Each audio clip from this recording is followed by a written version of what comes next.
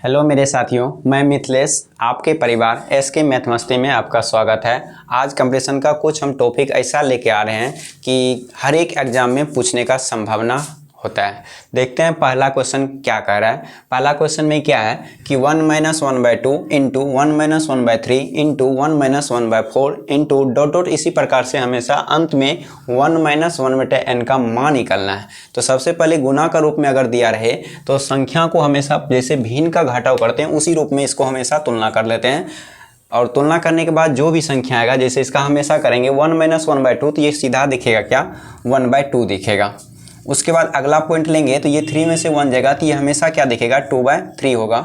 उसी प्रकार ये हो जाएगा 4 में से 1 जगह, फिर ये हमेशा 3/4 देखेगा। इसी प्रकार संख्या को अगर लेके जाएंगे तो अंतिम में क्या है n 1 - 1/n है, तो इस संख्या को हमेशा क्या कर सकते हैं कि n - 1/n करेंगे तो इसमें कटने का संभावना ये टोटल इस तरह से जितना भी क्वेश्चन आएगा वो सारा कट जाएगा और बाद में इधर बचेगा 1 और नीचे बचेगा n।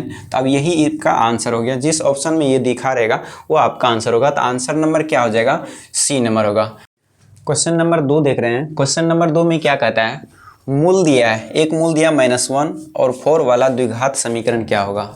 तो मूल हमेशा जब भी रहेगा तो इसमें 2 क्वेश्चन आ जाएगा। इसमें क्या बोलते हैं कि जैसे -1 है और +4 है तो इसका मतलब अल्फा का मान होता है -1 और बीटा का मान जो होगा वो +4 होगा।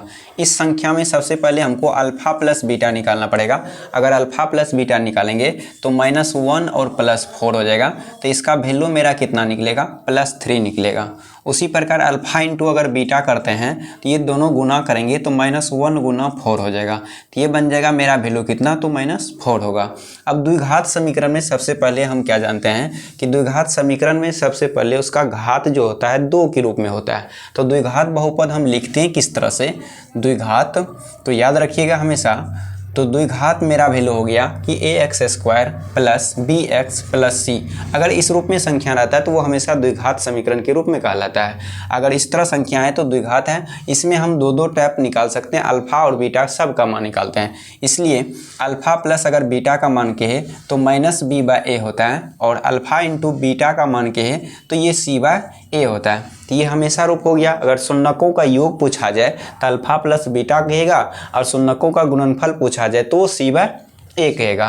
तो ये हमेशा हो गया। इसी से हमेशा द्विघात समीकरण अगर पूछ दिया जाए, जो कि हमेशा यहाँ सवाल में क्या करा है उसका समीकरण क्या होगा। अगर समीकरण हम निकालना चाहते हैं तो समीकरण के लिए एक वैल्यू होता है क्या x² minus alpha plus beta into x plus alpha into beta, ये रूप होता है मेरा। तो समीकरण के लिए द्विघात समीकरण के लिए होता है, त्रिघात के लिए चेंज हो जाता है, फिर रेखिक के लिए भी मेरा समीकरण आता है। तो द्विघात समीकरण के लिए वैल्यू हम ये करेंगे तो यहाँ पे मेरा क्या है x² का x² ही रहेगा। अल्फा प्लस बीटा का मान हम निकाल चुके हैं 3, तो ये होगा -3x plus alpha into beta का मान -4 है, तो यहाँ पे हम -4 कर सकते हैं। तो इसका आंसर मेरा निकल गया x² माइनस 3x -4। अब इस तरह का क्वेश्चन जिस ऑप्शन में रहेगा वो हम इसका आंसर दे सकते हैं। तो ऑप्शन नंबर 1 में इसका आंसर क्लियर हो जाएगा। 3 देखते हैं। क्वेश्चन नंबर 3 क्या कह रहा है कि आयु से संबंधित क्वेश्चन है। याद रखिएगा कि 2 भाई की उम्र का अनुपात 3 और 4 है। यदि बड़ा भाई छोटे भाई से 6 वर्ष बड़ा हो तो दोनों भाई की उम्र का अनुपात क्या होगा। याद रखिएगा अगर आज बड़े भाई छोटे भाई की उम्र के बीच का अंतर अगर 6 वर्ष है तो वो 10 साल बाद हो आगे हो कितनों कुछ रहेगा तो हमेशा अंतर वही होगा जो अभी का अंतर है। तो हमेशा इसमें ये दिमाग लगाते हैं कि बड़ा भाई और छोटा भाई, तो बड़ा भाई का रेशियो दे दिया है कि बड़ा भाई और छोटा भाई दोनों का 3 और 4, कहता है बड़ा भाई और छोटा भाई, तो यहाँ रेशियो हो जाएगा 4 और छोटा भाई हो जाएगा कितना 3। तो सबसे पहले यहाँ पे लिखा है 2 भाई के क्रम अनुपात। यदि बड़ा भाई छोटा भाई से 6 वर्ष बड़ा है तो यहाँ कह सकते हैं कि बड़ा भाई 4 तो छोटा भाई कितना 3। ये दोनों का अंतर जो है वो कितना है तो 6 वर्ष है। दोनों का अंतर 1 बराबर कितना 6। अगर बड़ा भाई पूछा जाए तो बड़ा हमेशा क्या है 4 है, तो 4 में 6 से गुना करेंगे। अगर छोटा भाई पूछा जाए तो बस इसमें 6 से गुना करेंगे, तो ये बड़ा भाई निकल जाएगा 24 वर्ष, तो छोटा भाई कितना निकलेगा 18 वर्ष। ये जिस ऑप्शन में रहेगा वो आपका आंसर हो जाएगा।